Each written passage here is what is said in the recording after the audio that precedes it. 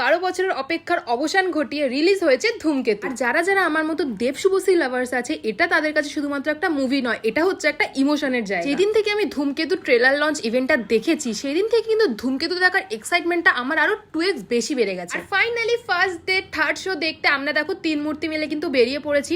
আর আমরা কিন্তু অনেকটা আগেই বেরিয়েছি, কারণ রাস্তা আমাদের অনেকটা দূরে যেতে হবে। কিন্তু মনে মনে প্রচন্ড বেশি এক্সাইটেড ছিলাম, কারণ সেই ছোটবেলাকার জুটিকে আবার আমরা এত বছর পর একসাথে দেখতে পাচ্ছি। এটা আমার দেখেও মানে খুবই ভালো লাগছিল। দেখো, কথা বলতে বলতে ফাইনালি কিন্তু আমরা ডায়মন্ড প্লাজার সামনে চলে এসেছি। আর আমাদের শো টাইম কিন্তু ছিল 4:30 থেকে। যতটা টাইম এগিয়ে আসছিল আমি কিন্তু মনে মনে ভীষণ এক্সাইটেড ছিলাম যে কখন আমি যাবো আর কখন আমি ধূমকেতু দেখবো। আর ফাইনালি কিন্তু আমাদের টাইম চলে এসছে। এখানে কিন্তু আমাদের মুভি স্টার্ট হয়ে গেছে। আর আমি যদি ধূমকেতুর অরিজিনাল রিভিউ দিই, তাহলে আমি বলবো তোমরা সাথে করে রুমাল ক্যারি করো, কারণ এত ইমোশনাল সিন, এত সুন্দর গান, মানে তোমরা কাঁদতে বাধ্য হয়ে যাবে। তোমরা না চাইলেও তোমাদের কাঁদিয়ে দেবে, এমন এমন সিন আছে। আর কি দারুণ! আমি তো শুধু মুভি স্টার্টিং থেকে শুরু করে এন্ডিং অবধি শুধু কেঁদেই গেছি। মানে আমার এত কষ্ট লেগেছে। আর প্রত্যেকের অ্যাক্টিং এত দারুণ, মানে এক কথায় আমার ধূমকেতু লেগেছে একদম অসাধারণ। যারা যারা ধূমকেতু এখনো হলে গিয়ে দেখোনি, তাহলে তাড়াতাড়ি চলে যাও। আর আমার এই ভিডিওটা কেমন লাগলো অবশ্যই কমেন্ট করে জানিও। বাই।